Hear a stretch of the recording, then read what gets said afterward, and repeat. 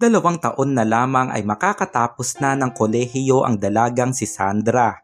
At oras na mangyari yon ay matutupad na niya ang kanyang pangarap na maging isang public accountant. Panganay sa 3 magkakapatid si Sandra at aminado siya na isa siya sa pinaka-inaasahan ng kanyang pamilya para mas maging maginhawa pa nga ang kanilang buhay. Ma, huwag kayong mag-alala. Kapag naging accountant na ako, hindi niyo na po kailangang pumasok sa trabaho. Mas maganda na magpahinga na lang po muna kayo dito sa bahay. Sambit ni Sandra sa kanyang nanay na si Teresa habang minamasahe niya ito. Ganun palagi ang ginagawa ni Sandra sa tuwing nauwi galing sa trabaho ang kanyang ina. Alam kasi niya ang pagod na nararanasan nito. Buhat sa 8 oras na pagtatrabaho. Nagtatrabaho si Teresa sa isang opisina habang ang kanyang asawa naman ay isang taxi driver. Talaga anak? Gagawin mo yon? Sambit naman ni Teresa. Tumango naman si Sandra. Opo ma, huwag kayong mag-alala. 2 taon na lang po, makakatapos na ang panganay nyo. Ramdam ni Teresa ang saya sa pangako na binitiwan ng panganay niyang anak at naniniwala siya na matutupad nito ang kanyang mga pangarap. Pero sadyang mapaglaro ang tadhana sa buhay ng dalagang si Sandra. Bilang isang kabataan ay hindi naging madali para sa kanya ang lahat ng tukso na nakapaligid sa kanyang buhay. Ang mga tukso na maaaring sumira sa kanyang mga pangarap. At isa na nga sa bagay na hindi naiwasan ni Sandra ay ang umibig.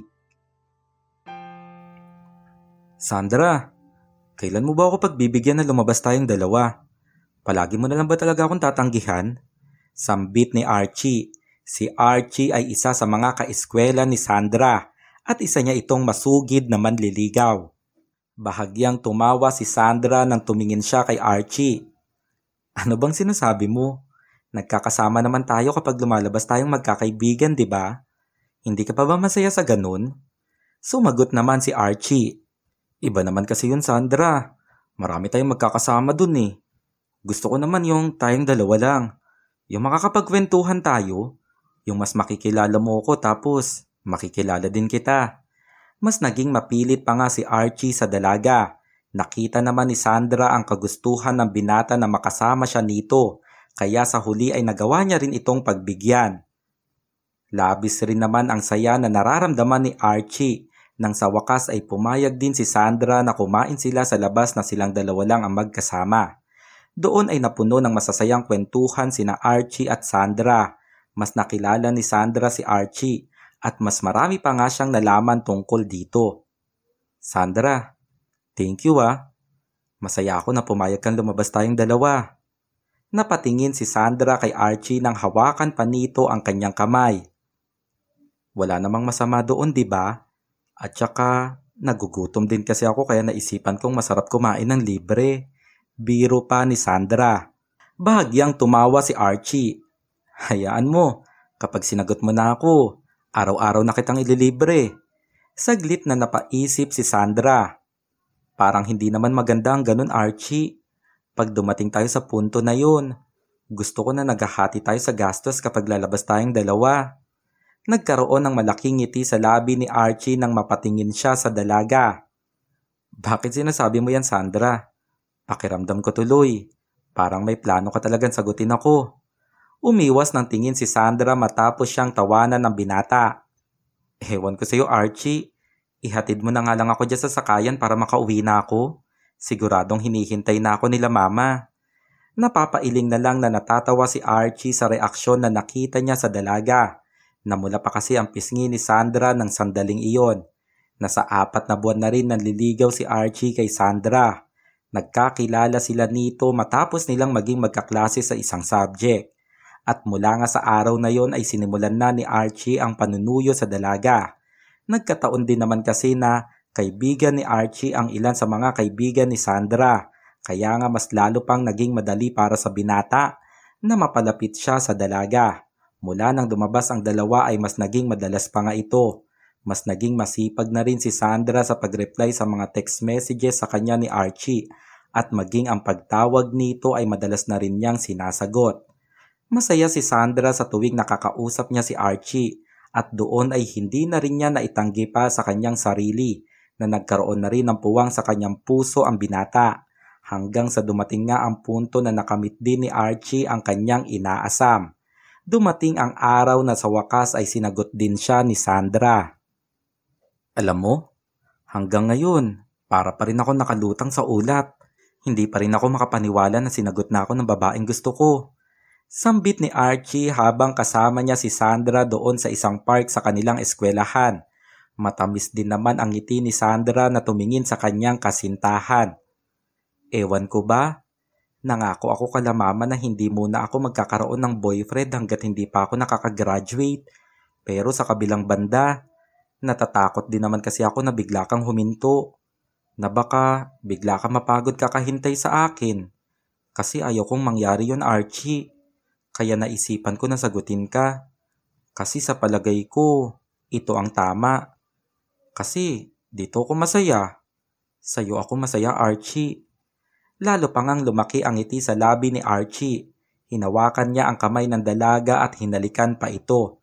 Naging masaya ang relasyon ng dalawang estudyante. Nakasuporta rin ang kanilang mga kaibigan sa kanilang pagmamahalan. Pero naging lihim ito ni Sandra sa kanyang mga magulang. Alam kasi niya sa kanyang sarili na pinangako niya noon sa mga ito na hindi siya magpapaligaw hanggat hindi siya nakakatapos ng kanyang pag-aaral. Kapag nakakausap niya sa phone si Archie ay madalas siyang tanungin ng kanyang nanay at tatay kung sino ang kanyang nakakausap. Pero sinasabi ni Sandra na isa lang itong kaklase na nagtatanong tungkol sa kanilang aralin. Sa kabilang banda ay ramdam ni Sandra ang konsensya sa tuwing nagsisinungaling siya sa kanyang mga magulang. Hindi niya ito nagagawang iwasan dahil nga alam niya na madidisappoint ang mga ito oras na malaman ng mga ito na hindi niya nagawang tumupad sa kanilang usapan. Dumadating pa sa punto na gusto na niyang itigil ang relasyon nila ni Archie. Pero para sa kanya ay mahirap ito. Sobrang mahal na mahal ni Sandra ang binata at ayaw niya ring masaktan ito kung magagawa niya man itong iwanan. Kaya sa puntong iyon ay pinagpatuloy ni Sandra ang kanilang masayang relasyon. Inisip na lang din niya na isang inspirasyon ang kanilang pag-ibig sa kanilang dalawa para nga mas magpursige sila na tuparin ang kanilang mga pangarap. Pero sa tindi ng pagmamahal nila sa isa't isa ay mas naging mahirap nga para sa kanila na makaiwas sa tukso. Tukso na maaaring sumira sa kanilang mga buhay. Tara babe, pasok ka na. Sambit ni Archie nang isama niya si Sandra sa kanilang bahay. Nagpapalinga-linga naman si Sandra sa paligid nang makarating siya sa bahay ng kanyang kasintahan. Archie, nasaan ang mama at papa mo? Akala ko ba gusto nila akong makilala? Sumagot naman si Archie. Nasa trabaho si papa. Tapos si mama naman, nagbabantay dun sa karinderya namin sa palengke. Napakunot ang noo ng dalaga. Bakit dito tayo sa bahay niyo pumunta kung wala naman palang tao dito? Ngumiti si Archie at marahan pang kinurot ang pisngi ng dalaga. Huwag ka nang magtampo. Mamayang gabi, darating rin naman sila mama at papa at makikilala ka rin nila. Sa ngayon, magpahinga na muna tayo. Halika. May papakita ako sa iyo. Inakbayan ni Archie si Sandra at nagtungo sila sa kwarto ng binata. Napangiti si Sandra nang makita niya ang isang teddy bear doon sa kwarto na regalo naman sa kanya ni Archie. Happy Mansari babe. Nagustuhan mo bang regalo ko? Malaki ang ngiti ni Sandra at tumango siya bilang sagot. Thank you dito babe. Nakakahiya tuloy. Wala akong regalo sa iyo ngayong Mansari natin.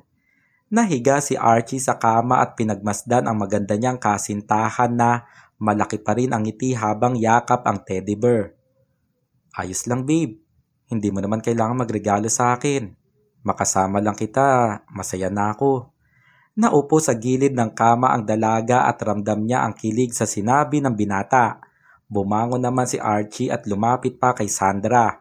Hinawi niya ang buhok nito at tinitigan sa mata. Ganun naman talaga kapag mahal mo ang isang tao, di ba? Masaya ka nang nakakasama mo siya. Hindi nagawang alisin ni Sandra ang mga mata niya sa binata. Unti-unting nilapit ni Archie ang kanyang muka hanggang sa halikan niya sa labi ang dalaga. Ang halik na yon ay unti-unting lumalim at naging mapangahas. Nang maramdaman ito ng dalaga ay agad siyang umiwas. Ramdam niya ang malakas na kabog sa kanyang dibdib ng sandaling iyon. Nanatiling nakatingin si Archie kay Sandra. "Bakit babe? Anong problema? Wala namang ibang tao dito sa bahay kundi tayong dalawa lang." Bahagyang napayuko ang dalaga. "Pero Archie, natatakot ako." Inangat ng binata ang muka ni Sandra at hinaplos pa ang pisngi nito. "Wala ka naman dapat ikatakot, Sandra. Mahal mo naman ako, di ba? At naniniwala kang mahal rin kita.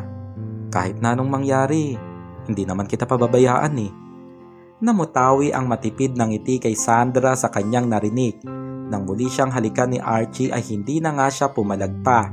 Pinagbigyan niya ang kagustuhan ng kanyang kasintahan. Naramdaman na lang ng dalaga na isa-isa nang inaalis ni Archie ang kanyang saplot at segundo nga lang ay pareho na silang walang damit. Matindi ang kaba na nararamdaman ni Sandra pero hindi na niya nagawa pang tumanggi. At doon mismo sa kwarto ng binata ay nagpaubaya si Sandra sa lalaking mahal niya. Matinding konsensya ang naramdaman ni Sandra matapos ang naganap sa bahay ng kanyang kasintahan. Kinagabihan pa nga ng araw na yon ay pinakilala siya ni Archie sa mga magulang nito. Naging maayos ang pakikitungo ng mga ito sa dalaga. Pero tila hindi komportable si Sandra ng mga oras na yon dahil na nga rin sa nangyari doon sa loob ng kwarto ng binata. Hanggang sa pag-uwi ni Sandra ay tumatakbo pa rin sa kanyang isipan ang mga kaganapan. Pero pinilit niyang humarap sa kanyang pamilya na normal at para bang walang nangyari. Habang nakahiga si Sandra sa kanyang kwarto ay hindi niya lubusang maisip na nagagawa na niya ang magsinungaling sa kanyang mga magulang. Hanggang sa tumawag sa kanya si Archie. Doon kahit paano ay unti-unting nawala ang pagkabalisa ng dalaga. "Babe, pasensya ka na ulit sa nangyari kanina ha. Nadala lang din ako kasi nga dalawa lang tayong nandun sa bahay. Alam kong mali pero alam mo ba, sobrang saya ko na nangyari yun. Kasi napatunayan ko na may tiwala ka sa akin. Napatunayan ko na mahal natin ang isa't isa." Matapos makausap ni Sandra si Archie ay nagkaroon rin ng ngiti sa labi ng dalaga. Doon ay hindi niya maitatanggi sa kanyang sarili na nagawa niyang pumayag sa gusto ni Archie dahil na nga rin sa sobrang mahal na mahal niya ito. At sapat na sa kanya na napapasaya niya ang binata. Kaya kahit pa nga na may pangako siya sa kanyang mga magulang, ay tila naging bulag na siya doon dahil na rin sa pag-ibig niya kay Archie. Ang naging mahalaga na lang para sa kanya ay ang kasiyahan ng binata. Dahil ang kasiyahan ni Archie ay lubos na rin na nagpapasaya sa puso ni Sandra. Kaya ang bagay na mali ay naging tama na para sa isipan ng dalaga. Room 307. Ito na yun. Dito na tayo, babe. Nakangiti na sabi ni Archie nang pumasok na sila ni Sandra sa loob ng kwarto. Matapos kasi ang kanilang mga klase ay niyaya ni Archie si Sandra na kumain sa labas. Pero matapos nga nilang kumain ay umandar na naman sa isipan ng binata ang isang makamundong bagay. Niyaya niya si Sandra na magpunta sila sa isang motel na hindi pa nga pinaboran ng dalaga noong una. Pero naging mapilit si Archie kaya sa huli ay pumayag na lang din ang dalaga. Dahil ang tanging nasa isip na lang ni Sandra sa tuwing kasama niya ang binata ay ang mapasaya niya ito. "Archie, natatakot ako. Paano kapag nalaman ng mga magulang natin na nagpunta tayo dito sa motel?" Tanong ni Sandra habang nakaupo siya sa gilid ng kama.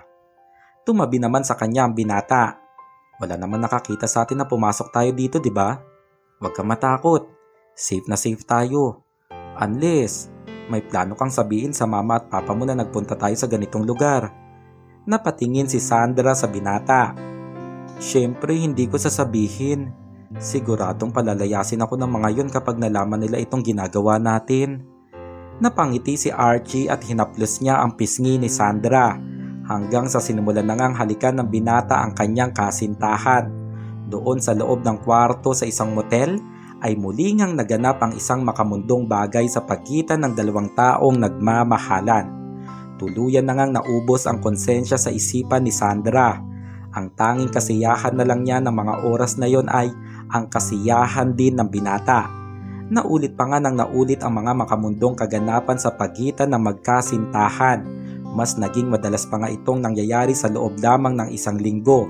Kadalasan ay doon sila nagpupunta sa bahay ni Archie at tinataon ng mga ito na wala ang mga magulang nito. Sa mga pagkakataon naman na hindi sila makapunta sa bahay ng binata, ay nagtutungo sila sa isang motel kung saan nagagawa nila ang kanilang kagustuhan. Sa mga ganong pagkakataon ay ginagabi na ng uwi ang dalaga, kung minsan pa nga ay nagawa na siyang tanungin ng kanyang ama. Sandra, alas 10 na ng gabi ah. Noong isang araw lang, ganitong oras ka na rin nakauwi. Napapadalas na yata ang pag-uwi mo ng 10 oras ng gabi. Nakaramdam ng kaba si Sandra matapos siyang kumprontahin ng kanyang ama. Pero sa pagkakataon na yon ay tila nakasanayan na ng dalaga ang gumawa ng kasinungalingan. Pa, pasensya na po. May tinatapos po kasi kaming mga research sa school. Tiningnan siya ng seryoso ng kanyang ama pero hindi na nito nagawa pang muling magtanong. Sige na, umakyat ka na sa kwarto mo at matulog ka na. Tumangulang si Sandra at kaagad na rin siyang lumakad paakyat sa kanyang kwarto.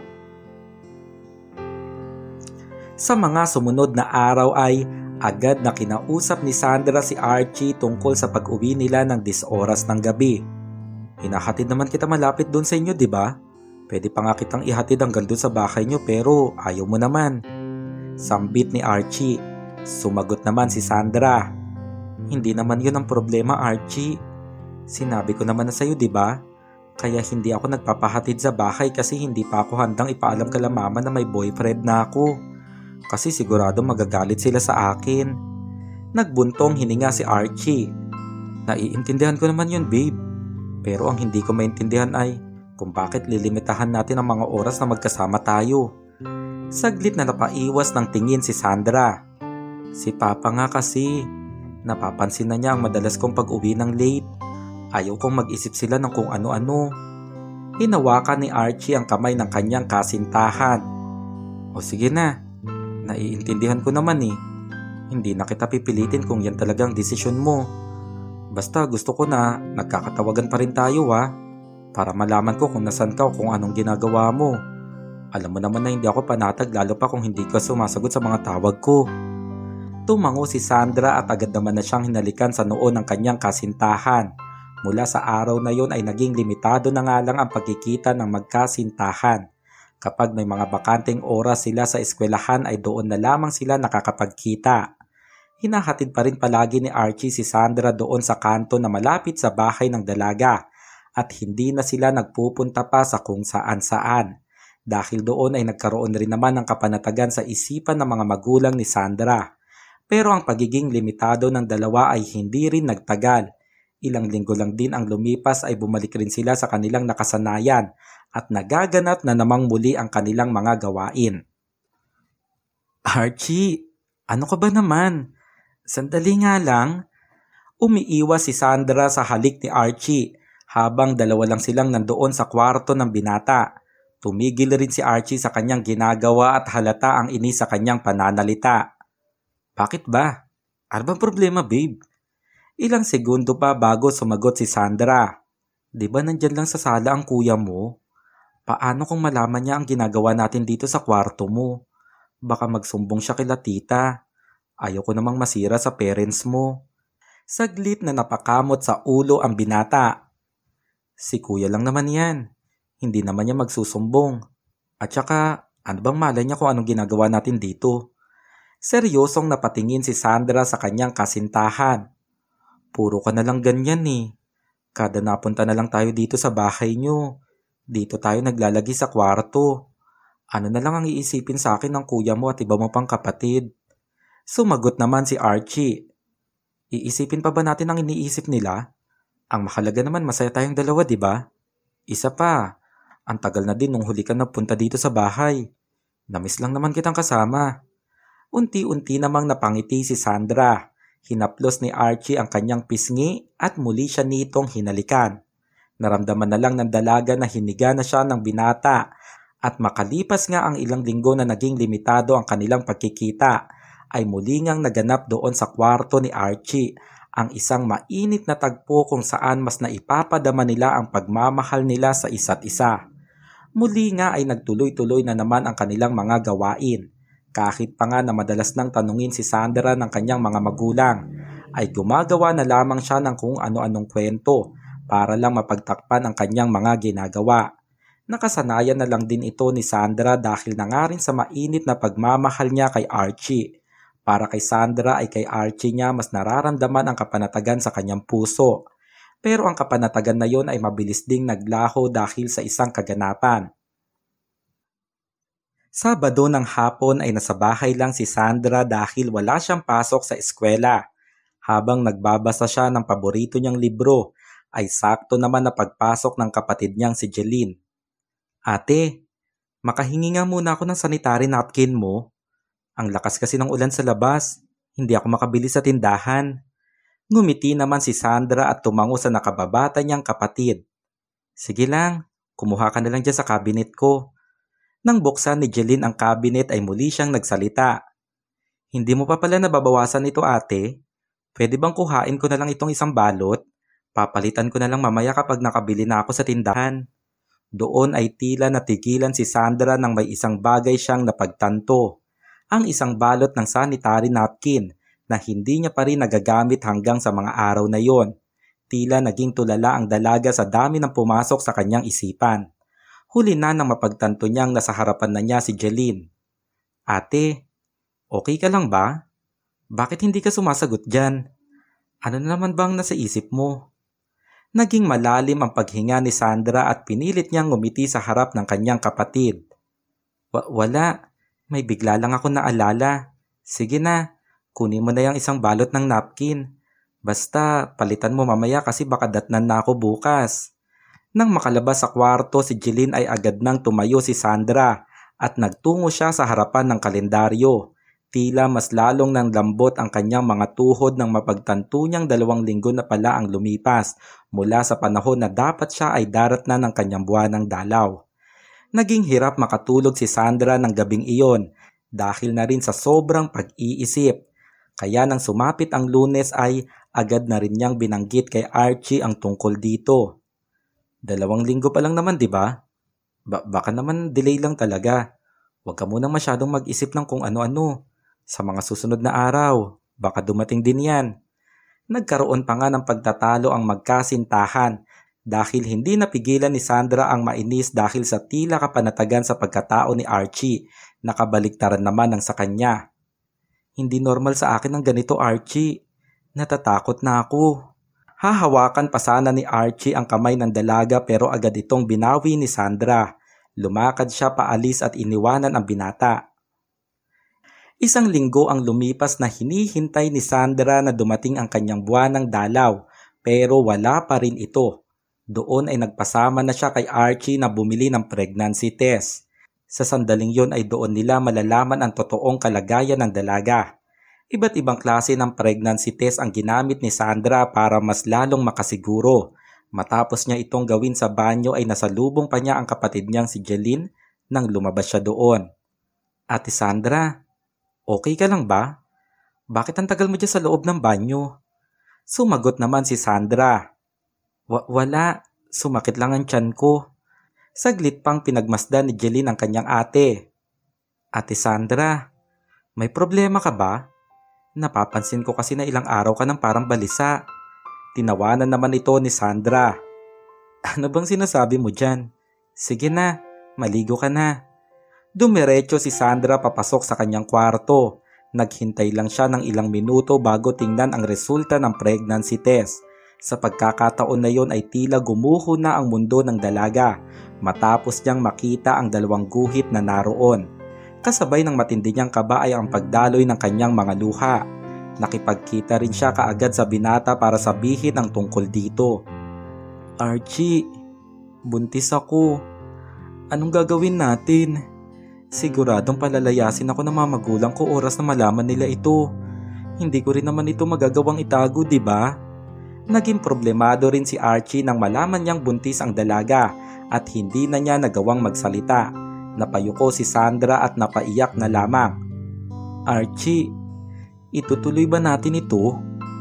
doon ay nagawa ng magsalita ng binata. Sandra, alam kong hindi tama ang pagkakataon para mangyari ang bagay na yan, pero dadalhin ko ang matinding konsensya habang buhay kung ipapalaglag natin yan. Babe, anak natin yan eh. Bunga ng kasalanan natin. Pero bunga rin ng pagmamahalan natin. Pumatak ang mga luha ni Sandra dahil sa sinabi ng binata.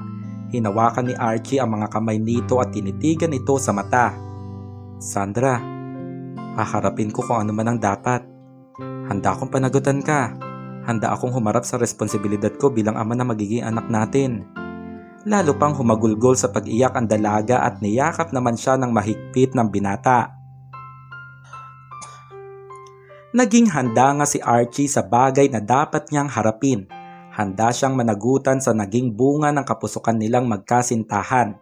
Doon ay mas pinadama ng binata sa dalaga na hindi ito nag-iisa.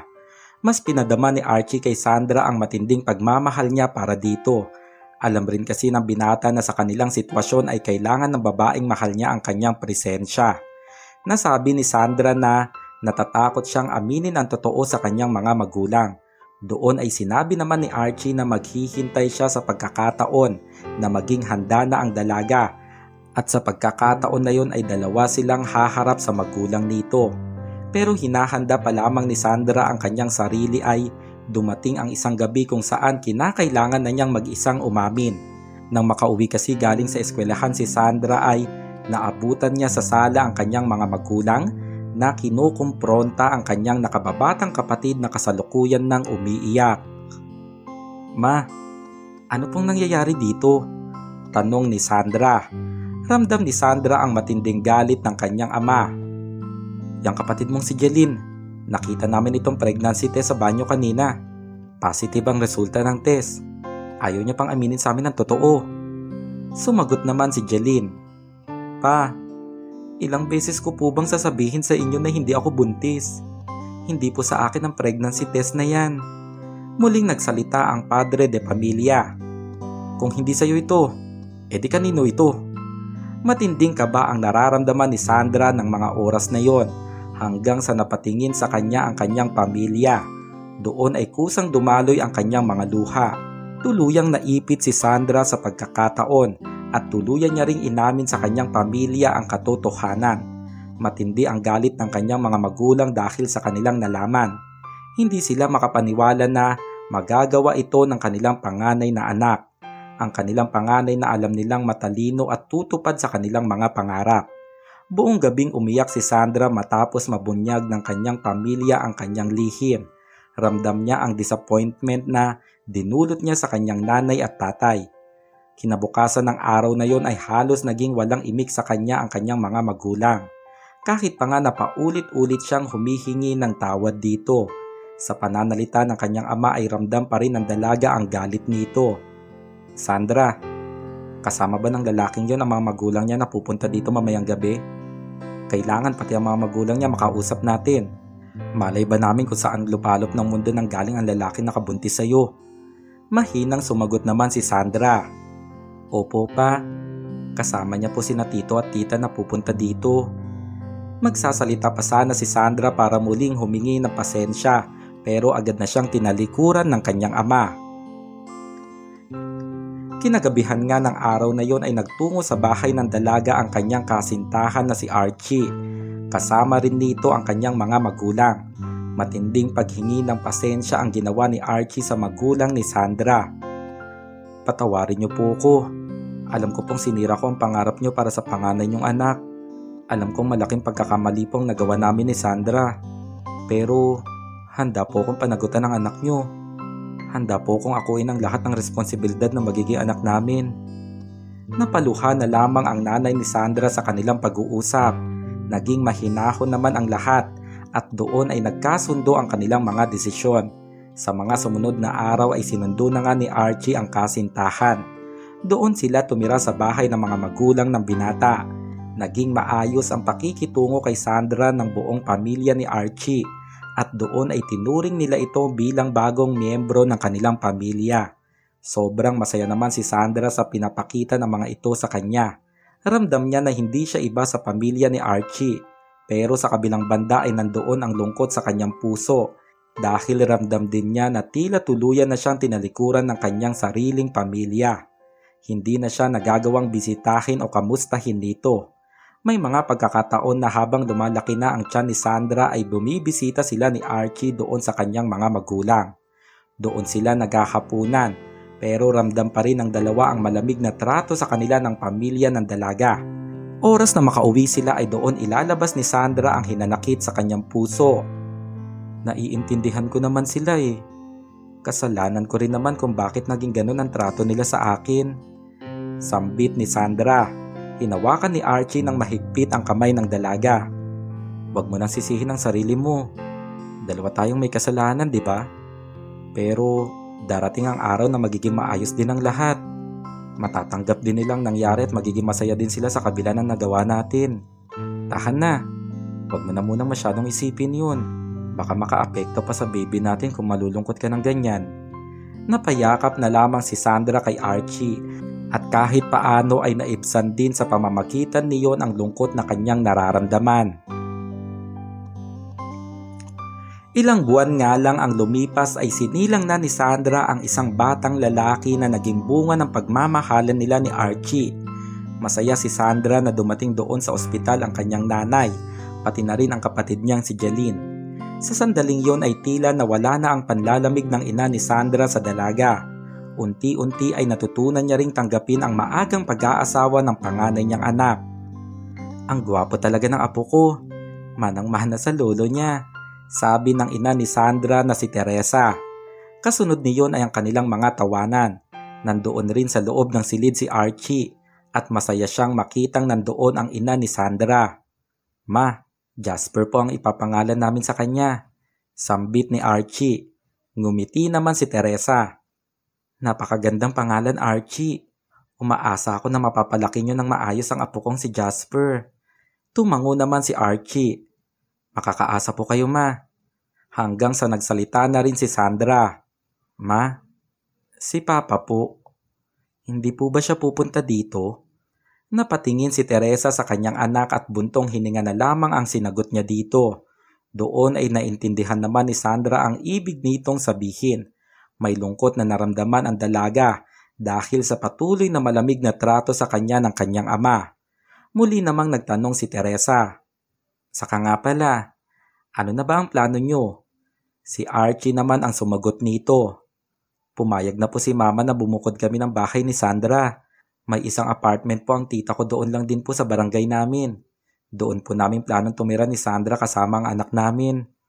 Nagtanong naman si Teresa. Maganda rin ang ganun para matutunan nyo agad ang maging magulang para kay Jasper. Pero paano mga pangangailangan ninyo? Sumagot naman si Archie. Ma, wag po kayo mag-alala. Magtatrabaho po ako para sa mag-ina ko. Ngumiti naman si Teresa matapos niyang makita ang dedikasyon ni Archie sa pagiging ama nito sa kanyang apo. Bumukod ng tirahan ang magkasintahan na sina Archie at Sandra. Doon ay mas naging malaya silang ipadama ang kanilang pagmamahalan sa isa't isa at kasama na rin sa nagsusumabog na pag-ibig na yon ang kanilang anak na si Jasper. Si Jasper na naging bunga ng kanilang kapusukan at pagmamahalan.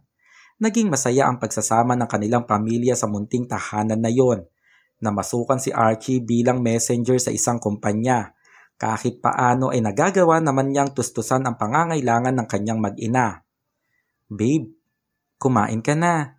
Siguradong pagod ka sa trabaho. Sambit ni Sandra nang makauwi si Archie. Humalik pa si Archie sa kanyang kinakasama pati na rin sa sanggol nilang anak na karga naman ni Sandra. Saktong-sakto. Gutom na talaga ako. Nagsimulang kumain si Archie at naupo sa bakanteng upuan si Sandra na karga ang 3 buwang sanggol na si Jasper. Kinamusta ni Sandra ang pagtatrabaho ng kanyang kinakasama. Doon ay nasabi ni Archie na hindi nga naman pala talaga madali ang magtrabaho. Dumadating din kasi sa punto na nahihirapan siya sa paghahanap buhay. At sa mga ganong pagkakataon ay titingnan niya ang larawan ng kanyang mag-ina na nandoon sa kanyang phone. Ang larawang iyon ang nagbibigay sigla kay Archie para hindi sumuko sa hamon ng buhay.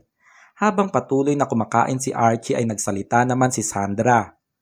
Babe, Ano kaya kung magtrabaho na lang din ako? Kasi 'di ba minsan, kinukulang talaga tayo para sa mga kailangan natin dito sa bahay? Anong sa palagay mo? Nagbuntong hininga si Archie at matipid siyang ngumiti sa kanyang kinakasama. Babe, hindi na kailangan. Hayaan mo. Gagawa ko ng paraan. Kung kinakailangan na mag-double job ako, gagawin ko. Sumagot naman si Sandra. Pero Archie, baka mahirapan ka naman masyado niyan. Marahang hinatak ni Archie si Sandra at napakandong naman ito sa kanya. Hinalikan pa ni Archie sa pisngi si Sandra. Ako nang bahala. Kaya ko ito. Wag mo na ako masyadong isipin. Mas magandang dito ka na lang sa bahay at alagaan mo si Jasper. Huwag ka mag-alala. May malaki akong plano para sa atin. Di ba nasabi ko na sa iyo ang tungkol doon? Kapag sapat na ang naipon natin, babalik ka sa pag-aaral at tutuparin mo pa rin ang pangarap mo maging accountant. At kapag nagkatrabaho ka na, ako naman ang tutuloy sa pag-aaral. Mangyayari yun, babe. Pipilitin natin para sa atin at para na rin dito kay Jasper. Napangiti naman si Sandra sa magandang plano ng kanyang kinakasama. Ramdam ni Sandra ang pagpupursigi ni Archie para sa planong iyon at lubos siyang nagtitiwala dito. Naging buo din ang suporta ng pamilya ni Archie para sa kanila ni Sandra. Kapag kinakapos silang magkasintahan ay nandoon ang mga magulang ni Archie para sila ay tulungan. May hiya na nararamdaman si Sandra sa mga ganong pagkakataon, pero hindi na rin niya pinairal pa ang kanyang pride para na lang din sa kanyang anak na si Jasper. Sa pamilya naman ni Sandra ay nakakatanggap din sila ng tulong, pero naging palihim na lamang ito sa pagitan ni Teresa at ng kapatid ni Sandra na si Jeline. Alam kasi nilang hindi magiging pabor para sa kanilang padre de pamilya na si Dante na tulungan nila si Sandra. Ngunit lingid sa kanilang kaalaman ay alam ni Dante ang pagtulong ng kanyang asawa sa panganay nilang anak. Pero hinahayaan na lang din niya ito. Minsan ay bumisita sina Teresa at Jeline kay Sandra doon sa bahay na magkasintahan. Anak, ano ba naman ito? Magpabili ka naman kay Archie ng kulambo para dito kay Jasper. Medyo malamok itong bahay niyo at baka magkasakit pa itong apo ko. Sambit ni Teresa habang karga si Jasper. Tumango naman si Sandra. Sige po ma, sasabihin ko po kaagad kay Archie. Muli namang nagtanong si Teresa. Teka, nasaan na ba yang si Archie? Bakit hindi pa siya umuwi? Sumagot naman si Sandra. Pauwi na po siguro yun ma. Nasabi ko naman po kanina na pupunta kayo dito ngayon. Nang saktong pauwi na sina Teresa at Jeline ay ang pagdating naman ni Archie doon sa bahay. Ma, pasensya na po, medyo ginabi ako. Hindi na po tuloy ako nakasabay sa inyo sa hapunan. Sumagot naman si Teresa. Ayos lang iho. Nasabi pala sa akin ni Sandra na namamasukan ka daw bilang messenger. Mag-iingat ka sa pagmamaneho ng motorsiklo ha. Tumango naman si Archie. Sige po ma, uuwi na po ba kayo? Ihahatid ko na po kayo dyan sa sakayan ng tricycle. Si Jeline naman ang sumagot. Hindi na Kuya Archie. Susunduin daw kami ni Papa dito sa may kanto. Napatingin si Teresa matapos sabihin ng bunso niyang anak ang tungkol doon dahil wala nga silang planong ipaalam ito sa magkasintahan. Muli namang nagsalita si Archie. Susunduin po kayo ni Papa? Bakit hindi po muna siya kumain dito? Nagbuntong hininga naman si Teresa. Hindi na iho. Siguradong pagod kasi si Dante sa pagmamaneho ng taxi. Sige na, dito na muna kami. Nang makaalis sina Teresa at Jeline ay napatingin si Archie sa kanyang kasintahan at nakita niya ang lungkot sa mga mata nito dahil sa patuloy na trato sa kanya ng ama niyang si Dante. Lumapit si Archie kay Sandra at hinalikan ang kamay nito. Baka pagod lang talaga sa trabaho ang papa mo, babe. Tumango lang si Sandra at hindi na siya sumagot dahil hindi niya gustong pag-usapan pa ang tungkol sa bagay na yon, kahit pa na alam niyang pinapagaan na lang ni Archie ang kanyang kalooban. Kung naiisip ni Sandra na nagagawa siyang tiisin ng kanyang ama, kabaliktaran naman ito ng kanyang nararamdaman. Hindi niya maitatanggi sa kanyang sarili na namimiss na rin niya ang kanyang tatay Dante. Napapaiyak na lamang siya sa tuwing tumatakbo sa kanyang isipan ang mga sandali na masaya niya itong nakakakwentuhan. Sobrang miss na ito ni Sandra. Mula nang ipanganak niya si Jasper ay hindi na niya ito nakikita. Maging sa binyag ni Jasper ay hindi nagpunta si Dante. Kaya isang araw ay naisipan ni Sandra na bumisita sa bahay ng kanyang pamilya. Kahit pa nga na alam niyang nananatili ang galit sa kanya ng kanyang ama, ay nagpunta pa rin siya doon. Kasama niya ng araw na yon si Archie pati na rin ang anak nilang si Jasper. Sa pagpasok nila sa bahay ay nakita ni Sandra ang kanyang ama na nakaupo sa balkonahe. May hawak itong cellphone. At sa mga oras na yon ay pinapanood ni Dante ang mga video sa social media ng kanyang apo na si Jasper. Nagkatinginan ang magkasintahan dahil sa kanilang nakita. Pa, kasama ko po si Jasper. Saglit pa na natigilan si Dante nang marinig niya ang boses ng panganay niyang anak. Nang lumingon siya ay lalo pa siyang natigilan. Nagmano ang magkasintahan sa kanilang tatay. Hindi nagbago ang trato ni Dante kay Sandra. Nanatili itong malamig sa kanyang anak. Pero ang hindi niya nagawang tiisin ay ang kanyang apo na si Jasper. Sa buong araw na yon ay halos hindi na niya bitiwan ang 5 buwan na sanggol. Kahit paano ay umuwing masaya ang magkasintahan. Dahil na nga rin alam nilang napasaya nila si Dante sa pamamagitan ni Jasper. Nandoon ang saya sa puso ni Sandra na makitang muli na nakangiti ang kanyang ama. Isang taon pa nga ang nakalipas ay mas naramdaman na ni na Archie at Sandra ang hirap ng pagiging isang pamilyadong tao. Doon ay napagtanto nila na hindi madali ang bumuhay ng isang pamilya. Magdadalawang taong gulang na si Jasper. Sa panahon na yon ay mas malaki na ang kanilang gastusin, lalo pa sa mga pangangailangan ng kanilang anak. Katulad na lang ng gatas at mga vitamins na kailangan ng bata. Bukod doon ay madalas din silang kapusin sa ibang mga bayarin sa bahay, kung kaya't unti-unti rin silang nalulubog sa utang. Isang gabi ay naghihintay si Sandra sa pag-uwi ni Archie.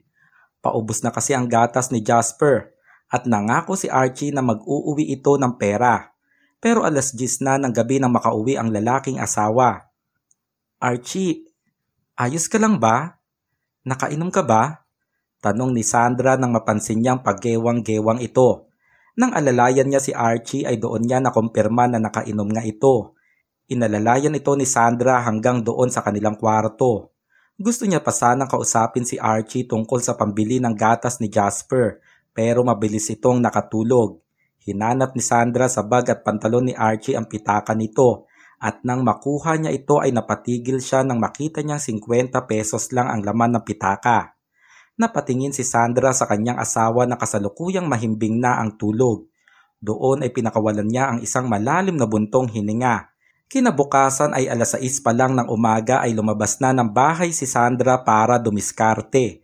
Ang kapatid niyang si Jeline ang kanyang nilapitan ng umagang iyon. Palihim silang nagkita sa palengke para makabili ng gatas at iba pang pangangailangan ni Jasper. 8:00 na ng umaga nang makauwi si Sandra. At nang makapasok siya sa bahay ay naabutan niya ang bungis-ngis na tawa ni Jasper na kasalukuyang nilalaro ni Archie. Napatigil si Archie nang makita niya ang kanyang asawa at napatingin siya sa mga bitbit nito. Tumalikod si Sandra at nilagay sa mesa ang kanyang pinamili. Sumunod din kaagad sa kanya si Archie. Babe, saan ka nakakuha ng pambili ng mga yan? Hinarap naman ito ni Sandra. Archie, saan mo dinala ang pera na sinahod mo kahapon? Napaiwas ng tingin si Archie. Pasensya na, yung mga katrabaho ko kasi gustong i-celebrate yung birthday ko. Hindi ko akalain na mauubos pala sa mga ininom namin kagabi ang sahod ko. Nagbuntong hininga si Sandra. Archie, hindi ka naman binata para ubusin sa alak ang kinikita mo. Naisip mo man lang ba kung saan natin kukunin ang pera para sa mga kailangan ng anak natin?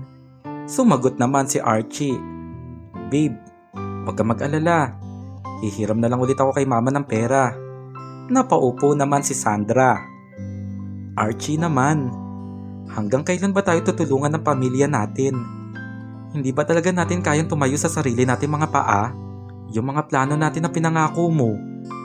Dapat bang kalimutan na lang din natin yun? Pwede mo namang aminin sa akin, Archie, kung hindi mo kaya. Para hindi na ako maghintay at umasa. Sa sandaling yun ay narinig ni Sandra ang pagtawag sa kanya ni Jasper na nandoon naman sa kuna sa sala. Napayuko na lamang si Archie at tila tinamaan din siya sa lahat ng sinabi ng kanyang asawa.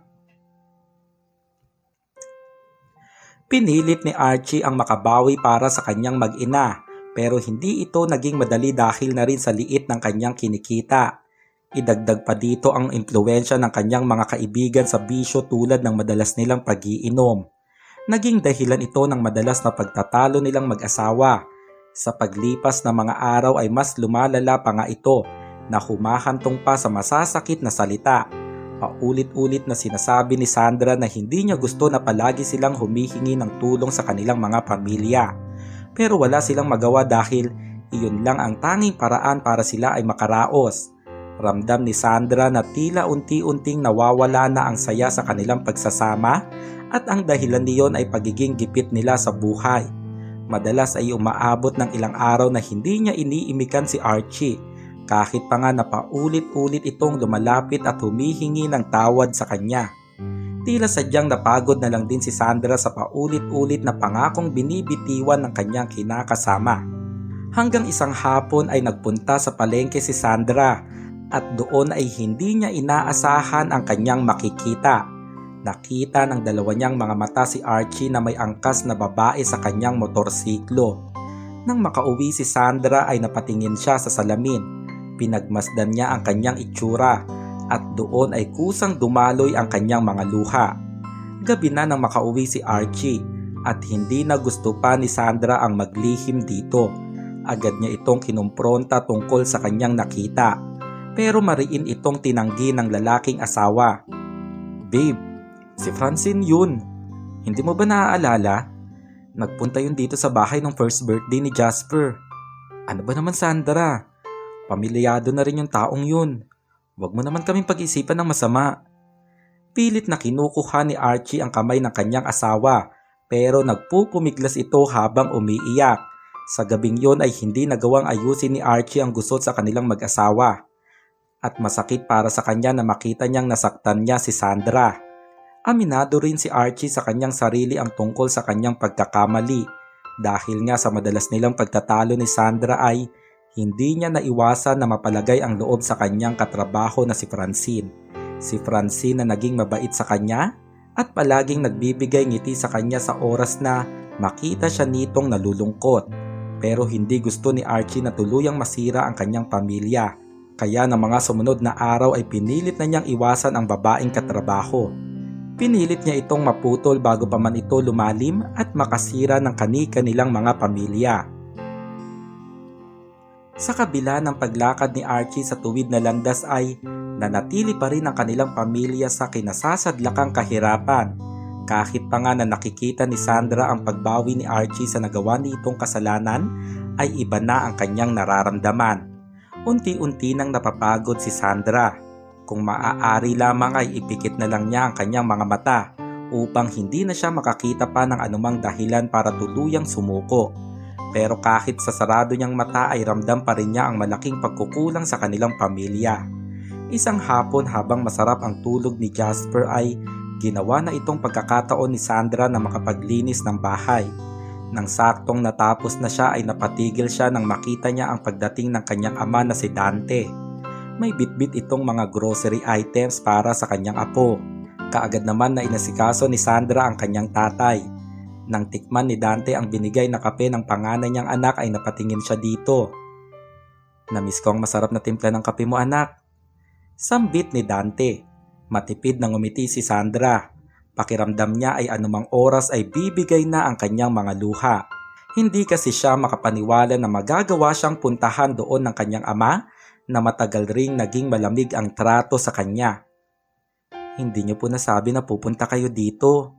Kung alam ko lang po, maaga po sana ako nakapagluto ng hapunan." Ngumiti naman si Dante. "Gusto ko lang sanang makita si Jasper, pero tulog pala siya. Wala rin naman akong planong magtagal, Sandra. Gusto lang din kita makausap.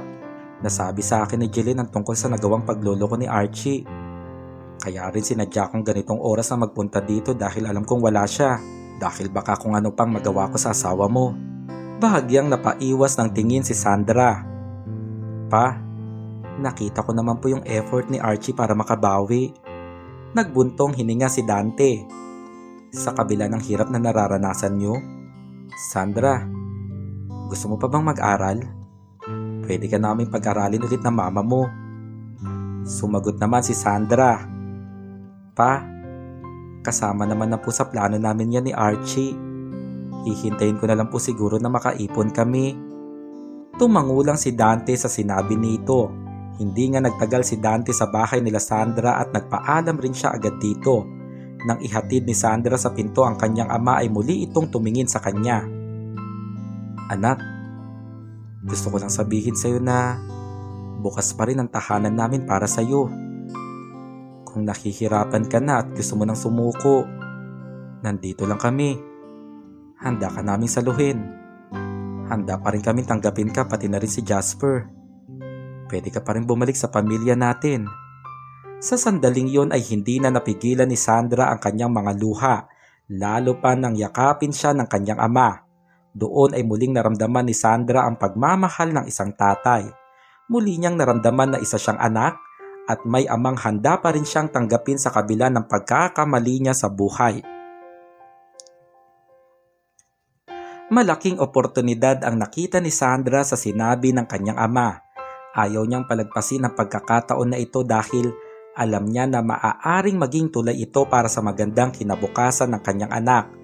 Pero hindi ito magiging madali dahil ang magandang pagkakataon ay kasing kahulugan na tuluyan niyang sinusukuan ang pagsasama nila ni Archie. Isang umaga ay minabuti ni Sandra na kausapin na ang kanyang asawa tungkol dito. Babe, tingnan mo, may bago tayong motorsiklo. Huwag ka mag-alala, pinautang yan sa akin ng katrabaho ko. Tapos, maliit lang yung interes na pinatong niya. Hindi naman magawang tumingin ni Sandra sa kanyang asawa, pero nilakasan niya ang kanyang loob. Sinabi niya kay Archie ang kanyang plano na tila nagpatigil sa mundo ng lalaking asawa. Kagabi ko pa sana sasabihin sa iyo pero lasing na lasing ka kasing umuwi kagabi. Archie, baka ito ang kailangan kong gawin para sa sarili ko. Para na rin sa anak natin. Napayuko si Archie sa kanyang narinig. Sumusuko ka na ba talaga? Hindi agad nagawang sumagot ni Sandra hanggang sa dumaloy na lang ang kanyang mga luha. Hindi naman katapusan palagi ang pagsuko, di ba? Kasi kung ang pagsuko na ito ang magbibigay ng magandang buhay para kay Jasper, ang pagsuko na ito ang magbibigay ng magandang pagkakataon para sa akin. Naupo si Archie hanggang sa napaluha na lang din siya. Si Jasper, makikita ko pa ba siya? Kasama ba sa pagsuko mo ang pagputol mo sa pagiging ama ko sa kanya? Pinahid ni Sandra ang kanyang mga luha. Sa ngayon, ayaw ko munang makita ka ng anak natin. Kasi alam kong hindi rin magiging madali para sa kanya. Huwag kang mag-alala. Ibabalik ko rin naman ang karapatan mo kay Jasper kung magagawa mo ng ayusin ang sarili mo. Kung magagawa mo ng magpakatatay sa kanya. Archie, hindi lang para sa akin ang pagkakataon na ito. Pagkakataon na rin to para maayos mo ang buhay mo. Kasi kung ipagpipilitan natin na magiging maayos pa ang lahat, pareho lang tayong lulubog. Kaya ko naman tanggapin na lumubog sa buhay eh. Pero ayaw kong idamay si Jasper. Ayaw kong isama siya sa paghihirap natin. Huwag na nating idamay ang anak natin sa paniniwalang magiging maayos pa ang lahat. Tapusin na natin ang pagpapanggap, Archie. Para sa atin at para sa anak natin. Paulit-ulit na pinapahid ni Archie ang kanyang mga luha, pero patuloy din ang pagdaloy ng mga ito mula sa kanyang mga mata. Tumango si Archie bilang sagot sa pakiusap ni Sandra, at ang sagot na yon ay senyales na tuluyan nilang tinapos ang kanilang pagsasama. Tuluyan nilang pinalaya ang isa't isa. Bumalik nga si Sandra sa kanyang pamilya at kasama niya rin ang anak niyang si Jasper. Sa kabila ng mga nagawang pagkakamali ni Sandra ay mainit pa rin siyang tinanggap ng kanyang mga magulang. Ito rin ang sumagot sa mga pangangailangan ng kanilang apo habang si Sandra ay nagbalik sa kanyang pag-aaral. Sa pagkakataon na binigay sa kanya ay mas pinakita niya ang pagpupursigi para matupad ang kanyang mga pangarap. Ramdam na ramdam din niya ang matinding suporta sa kanya ng kanyang pamilya. Nang magtatlong taon si Jasper ay 1 taon na lang din kay Sandra para siya ay makatapos sa pag-aaral. Masaya si Sandra na makita ang labis na kasiyahan ni Jasper sa kaarawan nito. Maraming kaibigan ang dumalo doon sa selebrasyon ng araw na yon. Wow! Ang dami namang regalo ng pamangkin ko. Pwede bang kay Tita Jeline na lang itong isa? Biro ni Jeline sa batang si Jasper. Habang patuloy ang kasiyahan doon sa bahay ay lumapit si Dante sa dalawa niyang anak. Sandra, si Archie, hindi ba siya pupunta dito? Ilang segundo pa bago nakasagot si Sandra. Nag-message po ako sa kanya kaninang umaga pero hindi naman po siya nag-reply. Kasinungalingan ang binitiwang salita ni Sandra sa kanyang ama. Wala kasing alam ang mga ito sa naging usapan nila ng dati niyang asawa. Napatingin ng seryoso si Jeline kay Sandra. Ate, bakit hindi mo na lang sabihin kay Papa ang totoo? Na ayaw mo na munang makita ni Jasper ang tatay niya? Sumagot naman si Sandra. Alam ko namang sasalungat din sila sa akin. Nagbuntong hininga si Jeline. Ate Sandra, 1 taon na rin na hindi nakikita ni Jasper si Kuya Archie. Hindi nga natin alam kung naaalala pa ng anak mo ang itsura ng tatay niya. Ayaw mo pa rin bang ibalik ang karapatan ni Kuya Archie sa anak niyo? Ngumiti naman si Sandra. Darating din naman ang araw na yun, kapag naging handa na siya sa responsibilidad niya kay Jasper. Sa ngayon, hindi na muna kasi alam kong mahihirapan din siya. Kung may asawa na siya or magkaanak man siya sa ibang babae, ayos lang din naman sa akin eh. Basta sana hindi niya kalimutan ang anak namin. Ilang segundo na nanahimik si Jeline bago niya muling nagawang magsalita. Ate Sandra, may aaminin sana ako sa iyo. Yung mga tulong kasi na binibigay ko sa inyo ni Jasper, yung mga gatas tsaka kung ano-ano pa, hindi naman lahat yun galing sa akin. Yung iba doon, galing kay Kuya Archie. Tumatawag siya sa akin kada buwan para magbigay sa mga pangangailangan ng anak niyo. Sobrang natigilan si Sandra sa kanyang nalaman. Hindi niya lubos akalain na nagagawa pa rin ni Archie ang magbigay ng kahit kaunti para sa kanilang anak.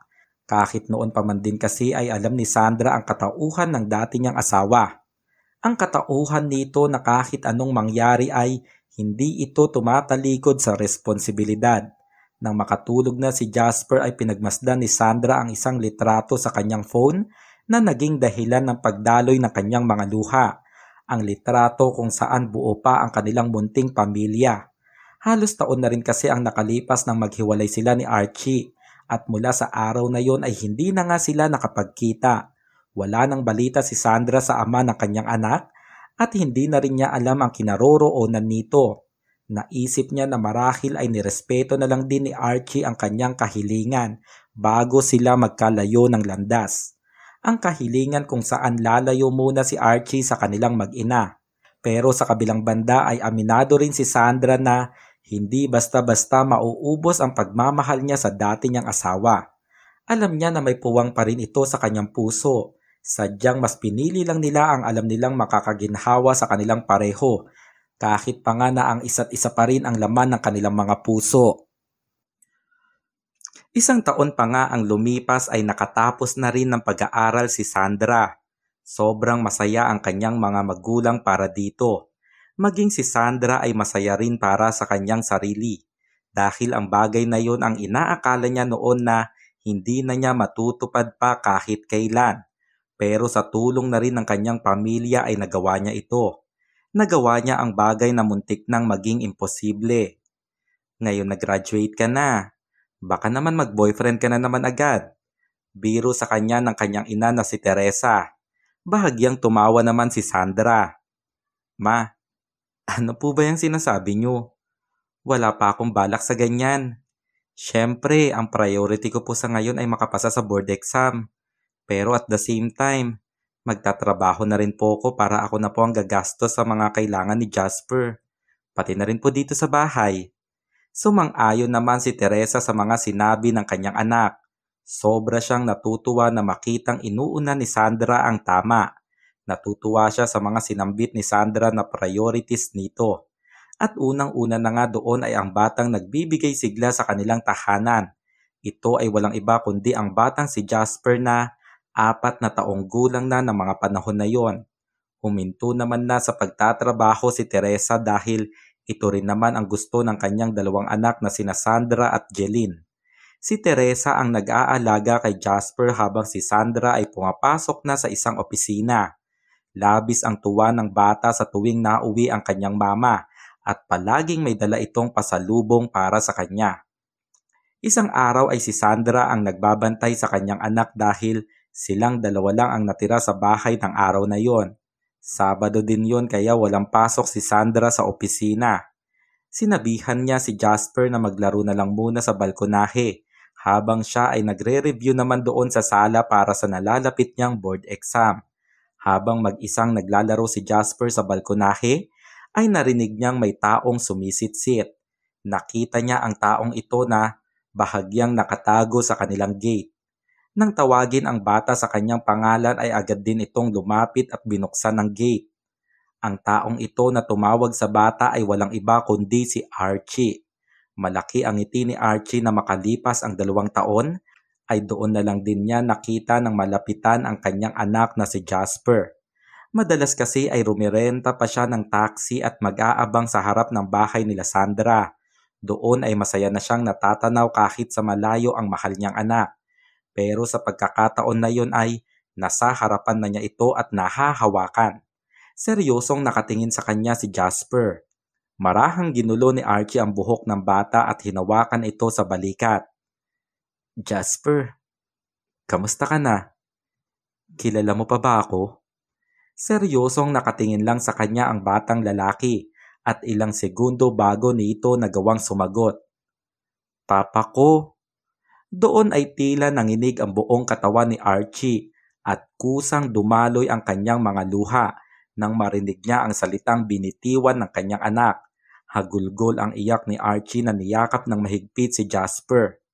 Labis ang saya ng kanyang puso na matapos ang 2 taon na nawalay ito sa kanya ay nanatiling kilala siya nito bilang tatay. Pinahid ni Archie ang kanyang mga luha at tinitigan sa mata ang kanyang mahal na anak. Jasper, tingnan mo, may regalo sa'yo si Papa. Gusto mo ba itong toy na truck? Ngumiti si Jasper at tumango ito hanggang sa narinig na ni Archie ang boses ni Sandra na tinatawag si Jasper. Jasper, nasaan ka ba? Hindi na nagawa pang kausapin ni Archie si Jasper. Bagkus ay hinalikan niya ito sa noo at agad na siyang sumakay sa kanyang motorsiklo para umalis. Sa paglabas ni Sandra sa bahay ay nakita niyang nasa gate ang kanyang anak. Jasper, anong ginagawa mo dyan? Di ba sabi ko dito ka lang sa balkonahe? Hindi naman sumagot ang batang lalaki. May pagtataka sa isipan ni Sandra nang makitang nakatanaw lang si Jasper sa malayo. Jasper, sino bang tinitingnan mo dyan anak? Kanino galing itong laruan na ito? Ngumiti naman ang bata. Bigay po sa akin ni Papa. Labis na natigilan si Sandra sa kanyang narinig. Hinanap pa ng mga mata niya si Archie pero wala na siyang makitang tao sa kalsada. Sa araw na yon ay doon lang din muling naalala ni Sandra si Archie. Sa mga taon kasi na lumipas ay tila nabura na rin ito sa kanyang isipan. Wala na kasi siyang balita tungkol dito. Bukod sa paminsan-minsan na pag-aabot nito kay Jeline para sa ibang kailangan ni Jasper. Hindi na nakwento pa ni Sandra sa kanyang pamilya ang pagpapakita ni Archie sa kanilang anak. Minabuti niyang ilihim na lang ito. Pero sa kabilang banda ay handa naman na siyang makaharap ang dating kasintahan. Handa na siyang malaman ang kinalalagyan nito. Nasabi ni Sandra sa kanyang sarili na gusto niyang maging patas dito. Gusto na rin niyang ibalik ang karapatan nito sa kanilang anak sa kahit anumang sitwasyon sa buhay nito. Pero matapos ang araw na yon ay hindi rin naman nagpakita pa ang kanyang dating asawa. Isang malaking selebrasyon ang naganap sa bahay nila Sandra matapos niyang makapasa sa board exam. Hanggang sa mga oras na yon ay hindi siya makapaniwala na magiging isang accountant siya dahil doon ay nagawa niyang makapasok sa isang malaking kumpanya. Ang lahat ng pagsisikap na ginawa ni Sandra ay para kay Jasper. Naging maunlad ang kanyang buhay at nabibili niya ang lahat ng gusto ng kanyang anak. Si Sandra rin ang naging daan para maipagawa ang kanilang bahay. Labis ang pasasalamat ng mga ito kay Sandra, pero binalik lang din ni Sandra ang pasasalamat sa kanyang mga magulang. Sa paglipas ng panahon ay mas tumaas pa nga ang kanyang posisyon sa kanyang pinapasukan at lalo pa ngang nagtuloy-tuloy ang kanyang pag-unlad. Nakabili ng lupa si Sandra doon lang din malapit sa kanilang bahay. Sinabi niya sa kanyang sarili na ito muna ang kanyang pagtutuunan ng pansin. Pag-iipunan niya ito hanggang sa makapagpatayo siya ng kanyang sariling bahay. Bahay na magiging tahanan nilang dalawa ng kanyang anak na si Jasper. Sa sobrang abala ni Sandra ay hindi na niya nabigyang pansin ang aspeto ng kanyang buhay pag-ibig. Tila pakiramdam kasi ni Sandra ay hindi naman ito ang makakapagbigay sa kanya ng kasiyahan. Dahil ang natatanging kasiyahan para sa kanya ay ang mabigyan ng magandang buhay ang kanyang anak. Habang nagmamaneho ng kotse si Sandra ay tumawag sa kanya ang kapatid niyang si Jeline. Ate Sandra, si Jasper kasi ayaw matulog hanggat hindi ka daw umuuwi. Ito nga't nagmamaoy dito sa sala. Nang mga panahon na yon ay 6 na taong gulang na si Jasper at nagsimula na rin itong mag-aral. Jeline, gawan mo na lang muna ng paraan. Panoorin mo siya ng TV doon sa kwarto tapos maya-maya lang siguradong makakatulog na yan. Hindi ko alam kung anong oras pa ako makakauwi eh. Sobrang bigat ng traffic dito sa dinaanan ko.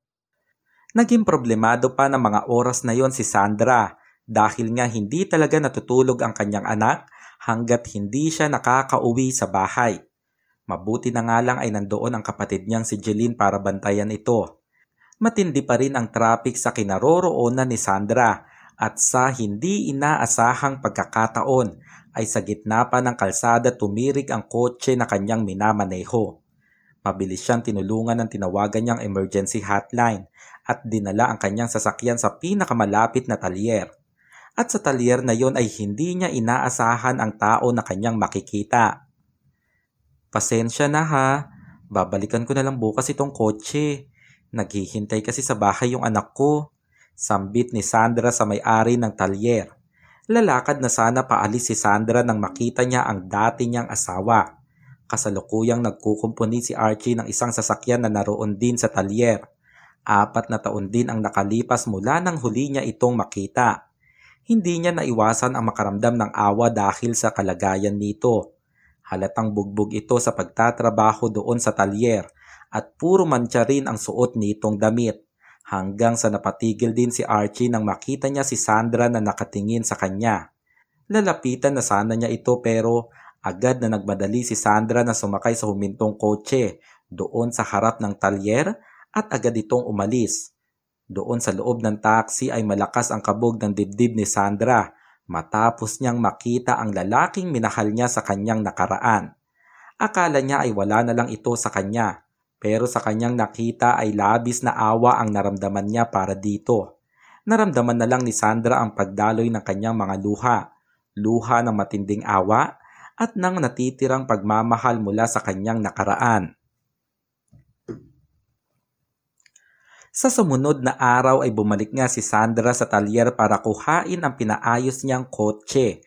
Alam niya na muling magtatagpo doon ang landas nila ni Archie, pero hinanda na niya ang kanyang sarili para harapin ang dati niyang asawa. Malaki ang ngiti ni Archie na lumapit kay Sandra. At sa mga taon na lumipas ay doon lang sila muling nagkaroon ng pag-uusap. Archie, pasensya ka na kung bigla akong umalis kahapon nung makita kita ha. Medyo nagulat lang talaga ako na makikita kita dito.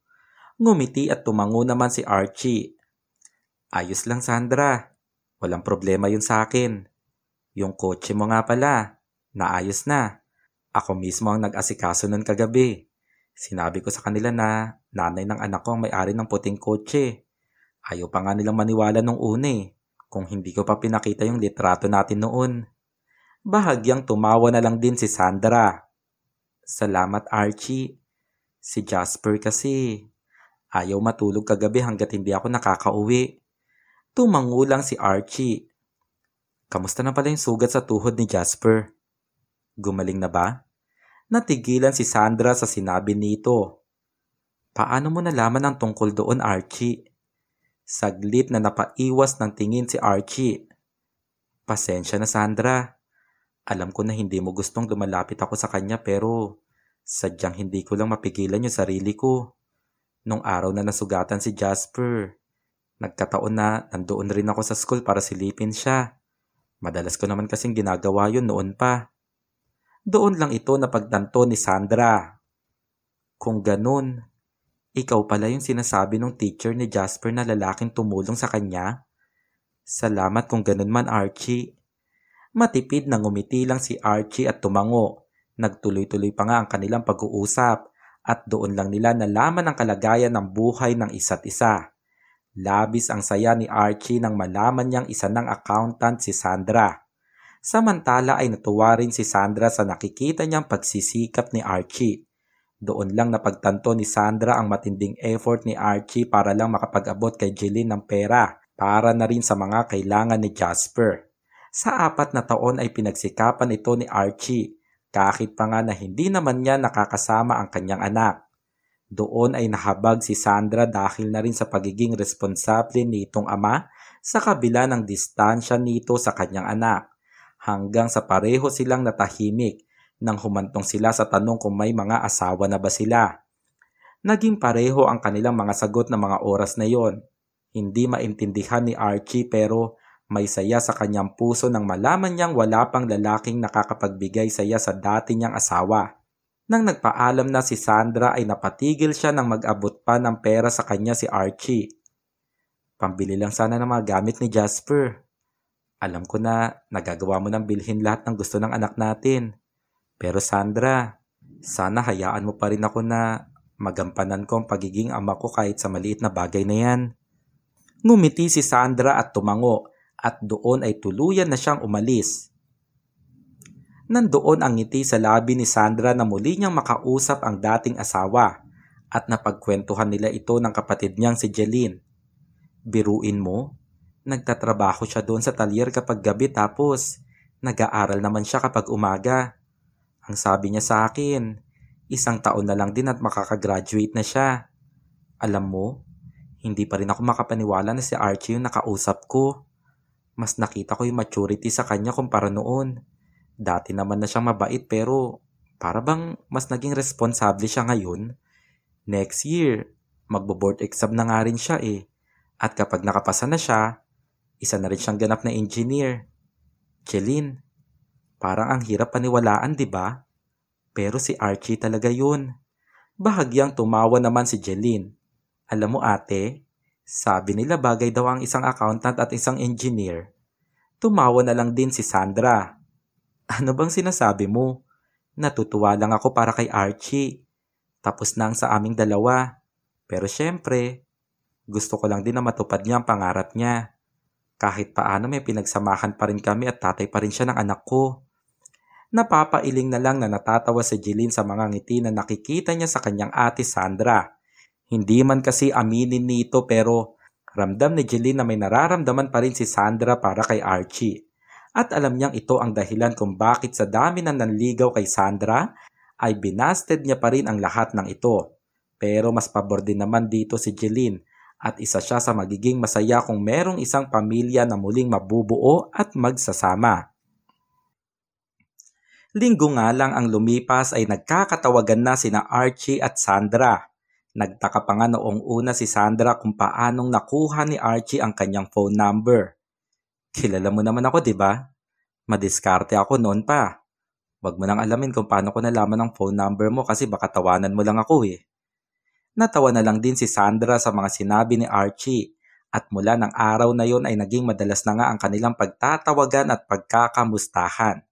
Kung minsan pa nga ay nakakapag-video call sila at doon ay nagagawang makausap ni Archie ang kanyang anak na si Jasper.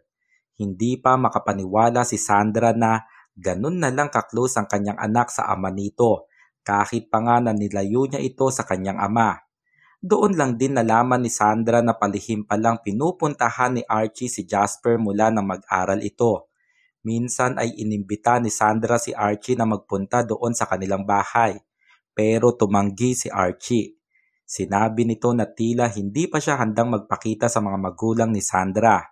Hindi niya pa kayang harapin ang mga magulang ng babaeng minsan na niyang sinira ang buhay. Nakaramdam ng lungkot si Sandra sa sinabi ng dati niyang asawa. Pero desidido siya na maging maayos ang relasyon ni Jasper sa tatay nito. Kaya napag-isipan ni Sandra na sila na lang ni Jasper ang bumisita sa bahay ni Archie. Doon ay agad na pumayag si Archie. Araw nga ng Sabado ay nagpunta sina Sandra at Jasper sa bahay ng pamilya nila Archie. Masaya ang mga magulang ni Archie na muli nilang makita at makapiling ang kanilang apo. Habang si Jasper naman ay masaya ring nakilala at nakalaro ang kanyang mga pinsan na anak naman ng kapatid ni Archie. Malaki ang ngiti pareho ni na Archie at Sandra habang pinapanood si Jasper na masayang naglalaro. Sandra, maraming salamat ha. Napatingin si Sandra kay Archie. Salamat saan? Ngumiti naman si Archie sa kanya. Sa pag-aalaga kay Jasper. Kasi sa kabila ng watak niyang pamilya, naging magandang pagpapalaki mo sa kanya.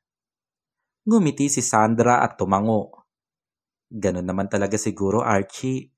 May mga bagay na kailangan nating tanggapin. Tingnan mo. Hindi man nabuo ang pamilya ni Jasper pero nabigyan natin siya ng magandang buhay. Ikaw, pag naging engineer ka na, siguradong proud na proud ang anak mo na may tatay siyang engineer. Hindi ka nga maniniwala sa sasabihin ko pero alam mo bang idol kanyang anak mo? Bahagyang tumawa naman si Archie. Idol niya ang tatay niya na hanggang ngayon hindi pa rin successful sa buhay? Sumagot naman si Sandra. Bakit? Ang estado lang ba ng buhay ang pwedeng dahilan para iduluhin ka ng anak mo? Sabi sa akin ni Jasper, idol ka niya kasi mabait ka daw. Lahat daw ng gusto niya, binibili mo. Hindi ko alam na ini-spoiled mo pala ang anak natin kapag palihim mo siyang pinupuntahan sa eskwelahan. Natawa na lang si Archie sa sinabi ni Sandra. Yun lang din naman kasi ang paraan ko para makabawi sa lahat ng pagkukulang ko sa kanya. Sandra, hindi ko man napunan lahat pero nagawa mo. Huminga ng malalim si Sandra at ngumiti kay Archie. Magagawa mo rin naman yun. At nakikita kong parating na ang araw na yun. Natigil sa pag-uusap ang dating magkasintahan nang tumakbo papunta sa kanila ang batang si Jasper. Hindi na itago ni Sandra ang kanyang ngiti sa sandaling nakita niyang komportable ang kanyang anak sa ama nito. Doon ay naisip niya na kung hindi lang sana nasira ang kanilang pamilya, marahil ay mas masaya sana si Jasper na kasama niya sa isang tahanan ang kanyang mga magulang.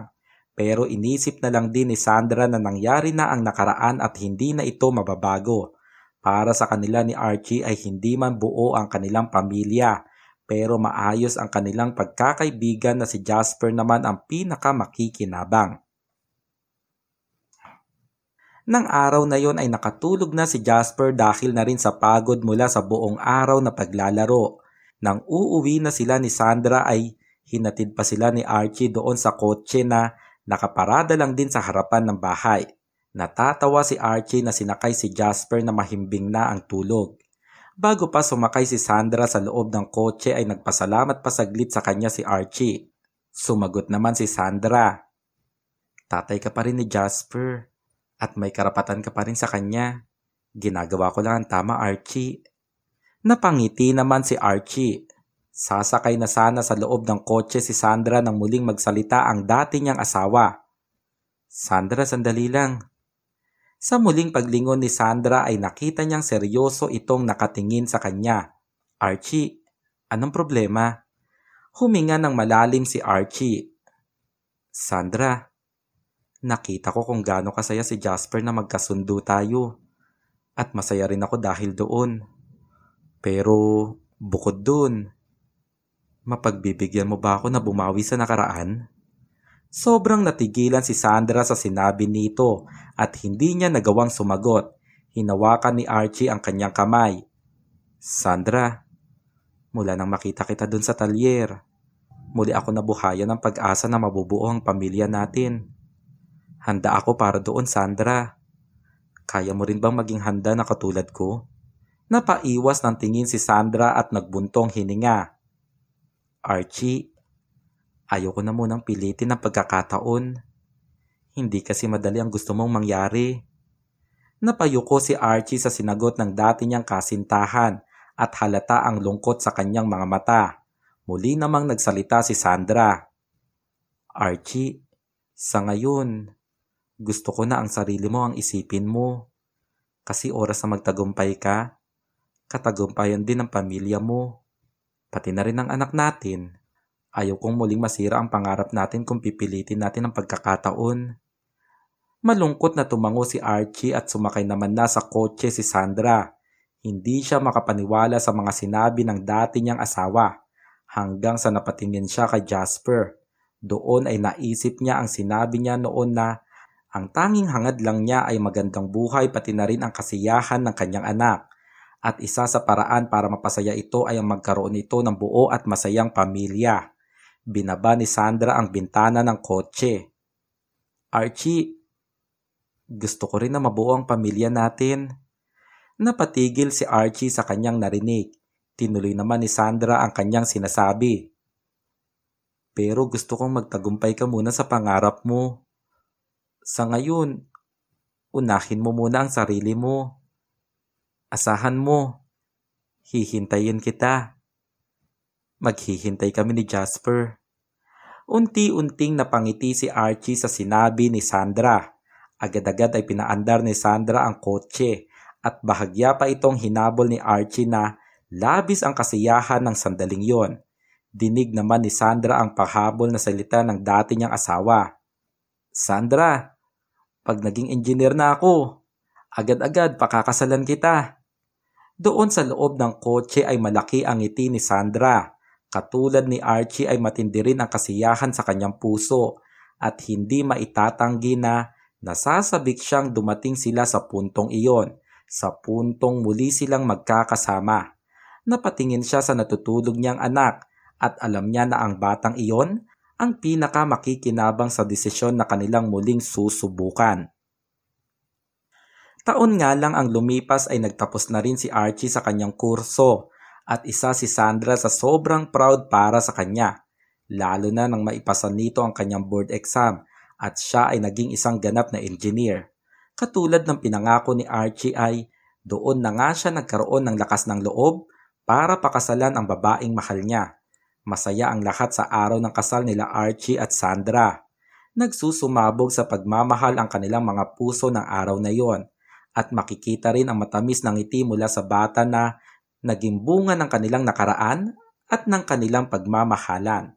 Isang bahay ang pinatayo ng bagong mag-asawa. Nagtulong sila para agad itong matapos dahil ito rin ang kanilang magiging tahanan. Gusto mo bang dito na lang ang sala natin? Tanong ni Archie sa kanyang may bahay nang bisitahin nila ang pinapagawa nilang bahay. Napangiti naman si Sandra. Pwede rin naman. Maganda rin naman kung dito. Ikaw kaya ang magdesisyon kung saan mas maganda kasi ikaw naman ang engineer sa ating dalawa. Sumagot naman si Archie. Ako nga ang engineer pero ikaw ang boss ko. Kung anong gusto mo, yun ang susundin ko. Napangiti naman si Sandra sa sinabi ng kanyang asawa at inakbayan pa siya nito hanggang sa nakita nila si Jasper na nakatulog na sa upuan dahil sa paghihintay sa kanila. Nagkatinginan ang mag-asawa at pareho na lang silang natawa. Buwan nga lang ang lumipas ay natapos rin ang kanilang bahay, ang bahay na magbubuklod sa kanilang pamilya. Pamilya na nabuo man sa hindi tamang pagkakataon pero mananatili sa paglipas ng mahabang panahon. At dito nagtatapos ang kwento. Ako pong muli si Lucas Mariano at magandang gabi po.